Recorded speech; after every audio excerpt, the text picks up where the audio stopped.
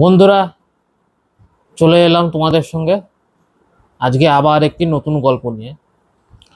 তো আজকের গল্পটি বেশ হাড়হিম করা হতে চলেছে। তো আজকের গল্প হচ্ছে সমীরের সাথে ঘটে যাওয়া এক অদ্ভুত ঘটনা। ও বুঝতে পারেনি যে সেটা স্বপ্ন ছিল না সত্যি। মানে এটা ওর কাছে ভয়ঙ্কর স্বপ্নের মতো আর কি।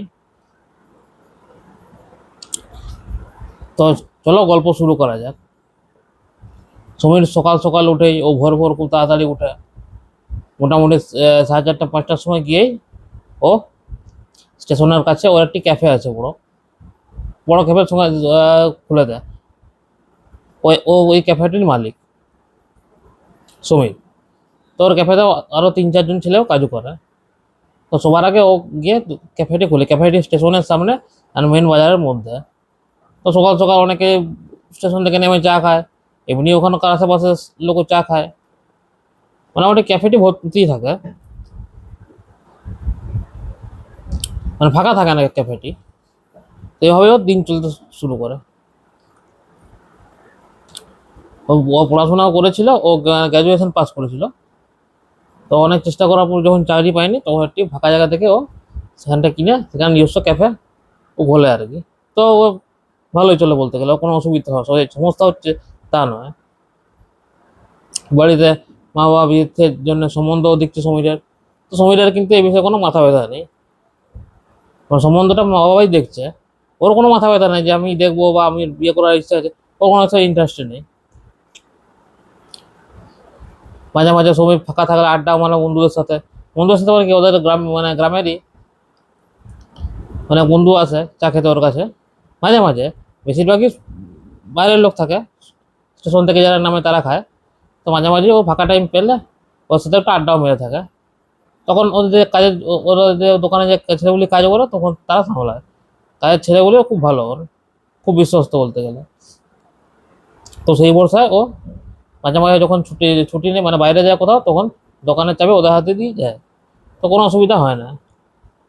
তো একদিন দেখছে যখন বৃষ্টি পড়ছে, বর্ষাকালের টাইম ঢুকেছে, তখন তখন ঢুকেনি, প্রায় ঢুকবো ঢুকবো ঢুকবো প্রায় তখন বর্ষাকাল। তো দেখলো যে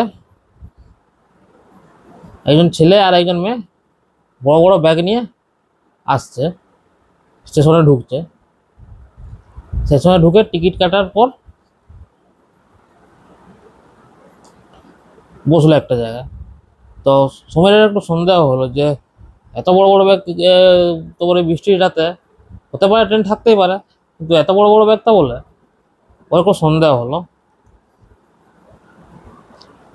সন্দেহ হওয়ার পর কিছুক্ষণ পর ওর ভুলটা ভাঙলো।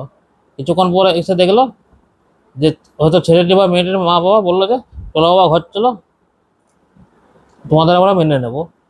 হয়তো ওরা পালিয়ে বিয়ে করতে চাইছিল আর কি। তো ঘরের থেকে হয়তো মেনে নেয়নি, ওই জন্য ছেলে বা বা মেয়েটির মা বাবা এসেছিল আর কি। এবার কার মা বাবা সেটা ও দেখেনি, দেখলো যে দুজনের সাথে জড়াজড়ি করে ছেলেটি ব্যাক করে গেল, মানে রিক্সা করে অন্যদিকে চলে গেলো, আর স্টেশনের দিকে গেল না, ট্রেনের ট্রেনের জন্য আর কি। ব্যাপারটা বুঝলো যে এটা হয়তো পালানোর চেষ্টা করছিল ছেলে মেয়ে দুটো বিয়ে করা, কিন্তু ওর মা বাবা যারই হোক, মা বাবা মেয়ের বা ছেলেরই হোক, মানিয়ে নিল লোকজনকে।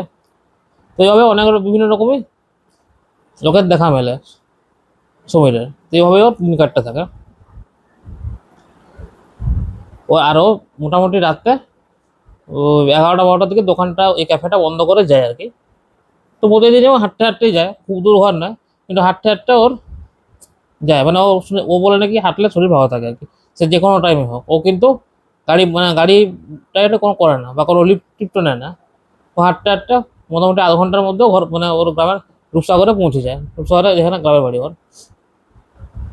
তো প্রতিদিনই হাঁটতে শুরু হয়।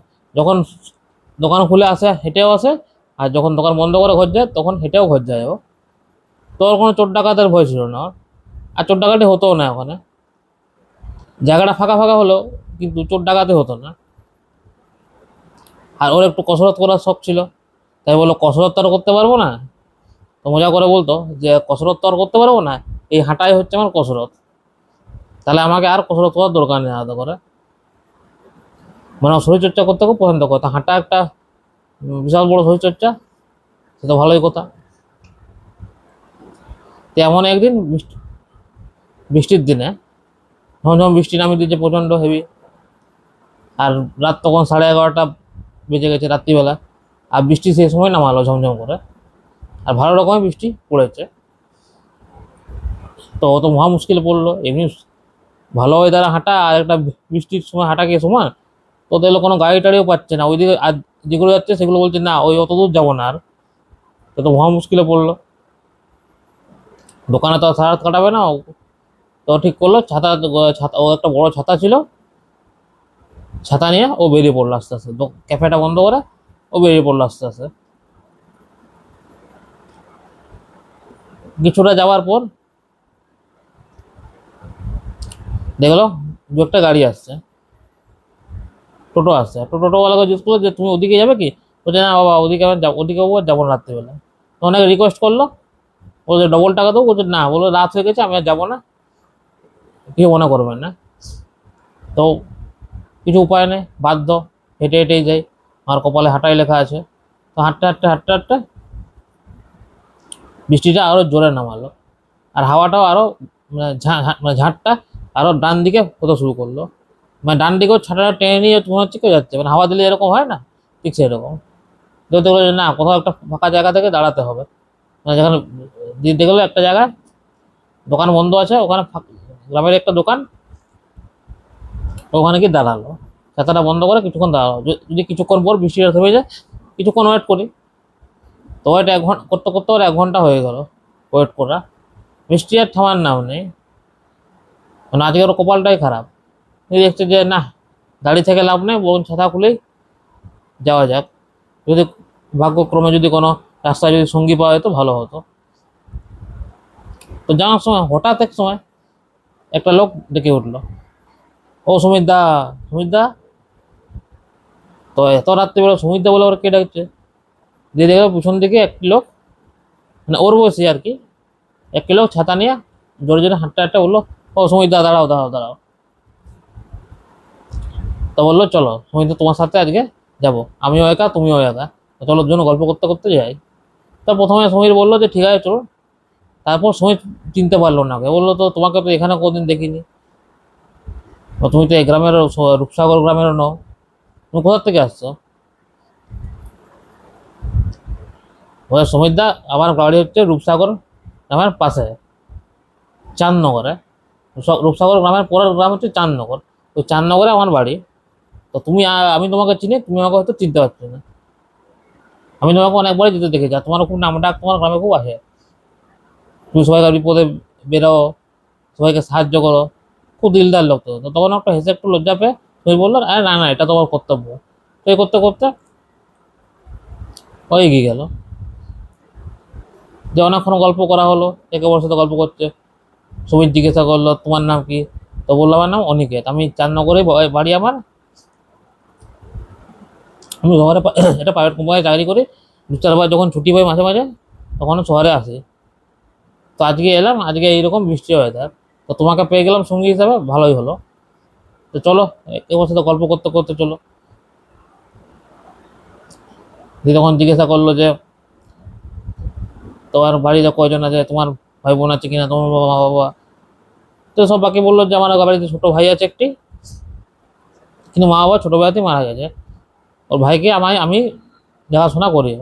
অনিকেত বললো। তো বললো এ আরে এই বস্তু তোমার, তো ছোট্টা তো আমার তো জীবনটা দুঃখের দুঃখী বলতে গেলো। বলছে না না, তাও সামলে নিচ্ছি নিজেকে, কষ্ট করে হলেও সামলে নিচ্ছি, নিজের ভাইকে মানুষ করছি পুরে। তো তখন সমীর ওকে একটু পিঠ চাপড়িয়ে বললো চিন্তা করো না, সব ঠিক হয়ে যাবে, তুমি যে এই বয়সে তোমার ভাইয়ের দায়িত্ব নিচ্ছ, যে পালন করছো ভালোভাবে, এটা খুব বিশাল বড় ব্যাপার। তো তখন অনিকেত বললো যে না দাদা কি করবো বলুন। তো কিছু কথা গল্প করতে করতে অনেকটা সময় কেটে গেল, কাটার পর বললো যে দাদা তুমি একটা কথা রাখবে আমার। তো বললো কি রাখবো কথা? তো বললো যে বললো অনিকেত বললো যে সমীরদা তুমি আমার ভাইটাকে একটু দেখবে, আবার যদি কিছু হয়ে যায়। তখন সমীর একটু আশ্চর্যজনক হয়ে বলল যে কেন তোমার আবার কি হবে, তুমি তো সুস্থ সবল, তুমি তো ভালোই আছো, আর তোমার কেন কিছু হবে, তুমি ঠিক থাকবে, তোমার কিচ্ছু হবে না। বলছে না দাদা, এখন যা রোগ রোগ জ্বালা বাড়ছে এখন, যদি হুট করে যদি কিছু হয় তা আমার ভাইকে তুমি দেখবে। তো ওর একটা পকেট থেকে একটা কাগজ বার করে ওর ঠিকানা, সমীরকে ঠিকানাটা দিয়ে দিল, ওই দাদা তুমি আমার ঠিকানাটা রেখে দাও চাঁদনগরের। তো ঠিকানাটা অগত্যা রাখলো আর কি, সে বাধ্য হয়। তো বুঝলো যে, বুঝতে পারলো যে কেন এরকম কথাটা বললো রাত্রেবেলা থেকে। তারপর কিছুক্ষণ পর যে ওর মুখটা কিন্তু স্পষ্ট বোঝা যাচ্ছিল না, যে অনেকের যার কথা বলছি তার মুখটা কিন্তু ক্লিয়ার হয়ে বোঝা যাচ্ছিল না আর কি। মানে শুধু ওকে ছাতার মতো ধরে আছে, মুখটা স্পষ্ট বোঝা যাচ্ছে না। ছাতার মতো ধরে আছে, আর সেটা লম্বা করে একটু, মোটামুটি প্রায় 6 ফুটের মতো লম্বা, কিন্তু মুখটা কিন্তু খুব বোঝা যাচ্ছে না।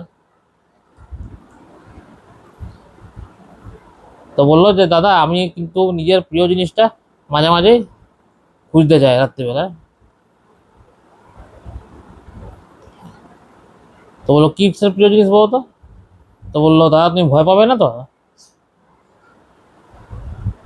না দাদা তুমি ভয় পাবে, তুমি ভয় পেলে তুমি আমাকে সেই জিনিসটা দিতে পারবে না। তো কন্টিনিউয়াসলি ও মানে সাসপেন্স তৈরি করে যাচ্ছে সমীর। দিয়ে এক সময় অনেক মানে, না অনিকেত, তো এক সময় সমীর বিরক্তি হয়ে অনিকেতকে বললো যে তোমার কি জিনিসটা হারিয়ে গেছে সেটা বল, আমি নিশ্চয়ই তোমাকে খুঁজে দেবো, আমি নিশ্চয়ই তোমাকে খুঁজে দেবো। তুমি বারবার তুমি এই জঙ্গলের কাছে আসো কেন বলছো। ওই জঙ্গল তো বললো যে মাঝে মাঝে জঙ্গলের কাছে আসি, যখনই আসি তখন নিজের প্রিয় জিনিসটা খুঁজে পাই, হয় না। তো তুমি যদি খুঁজে দিতে আমাকে তাহলে খুবই ভালো হতো আর কি।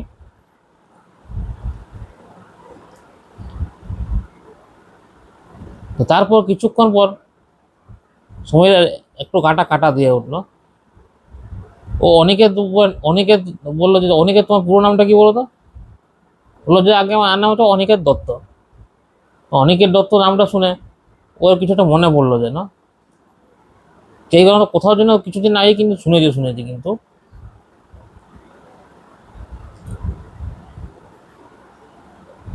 ওর একটু সন্দেহ হলো যে কোথায় যেন দেখেছি অনিকেত দত্তর নামটা কিন্তু, কিন্তু কোথায় দেখি সেটা কিন্তু ওর মনে পড়লো না। তো ও তো মাথা না ঘামিয়ে গল্প করতে করতে গেল। তখন লাস্টে সমীর ডেকে বললো, তুই কি কোন জিনিসটা বলছো ও তো হারিয়ে গেছে তোমার, তোমাকে আমি আজকে খুঁজে যাচ্ছি না, চিন্তা করো না তুমি। তো অনেকে বললো দেখুন দাদা ভয় পাবেন না তো। তো বললো না চিন্তা নেই, তুমি ভয় পাবেন না। তখন ছাতাটা থেকে সরালো, সরানোর পরে সমীর যা দেখলো ওর মানে সিদ্ধারাবে ঠান্ডা স্রোত বয়ে গেল। সমীরের গোলা থেকে তখন কোথাও বেরোচ্ছে না,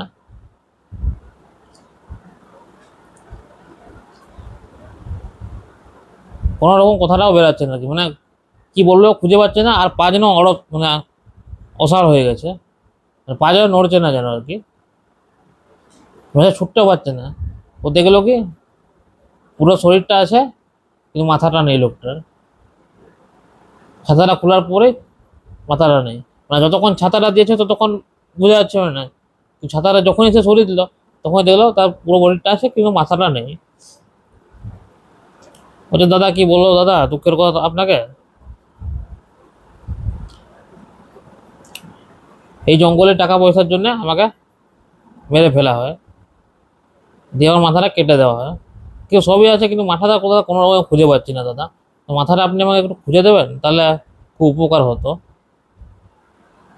তো এই দেখে তো অনেকে মানে এই সমিত মানে অজ্ঞান হয়ে যাওয়ার মতো, আর ছুটতে পারছে না, পা যেন কেউ ধরে রেখেছে, অদৃশ্য কোনো শক্তি ধরে রেখেছে, মানে ও ভয় ছুটতে পারছে না আর কি।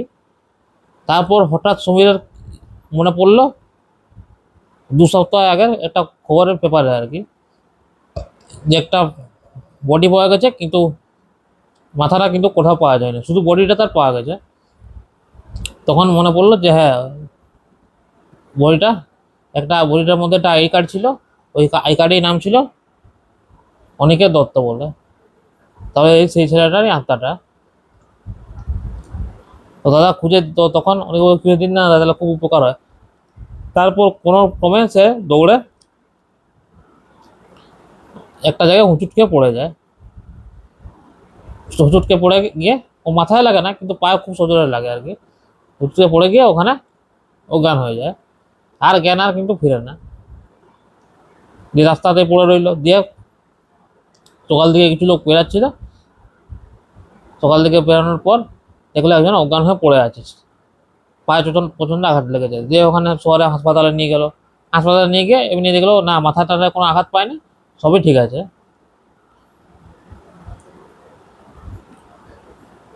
যে হাসপাতালের লোক ওখানে জিজ্ঞাসা করলো যে কি হয়েছিল, তো তখন আগেকার দিনে সব ঘটনা বললো। বলে, আরে না দাদা, আপনি কিছু ভুল বলছেন, আপনি হয়তো স্বপ্ন দেখেছেন, হয়তো অজ্ঞান হয়ে কোনো কারণে পড়ে গেছেন, যে কোনো বাজে কোনো স্বপ্ন দেখে আপনি এই গল্পটা আমাদের সামনে বলছেন। তো কেউ তার কথা বিশ্বাস করে না। তারপর লাস্টের সময়টা হয়তো মনে করলো যে হতে পারে আমি হয়তো স্বপ্নই দেখেছি, আমার মনের হয়তো ভুল। কিন্তু সময়টা জানে এটা স্বপ্ন নয়, এটা সত্যি।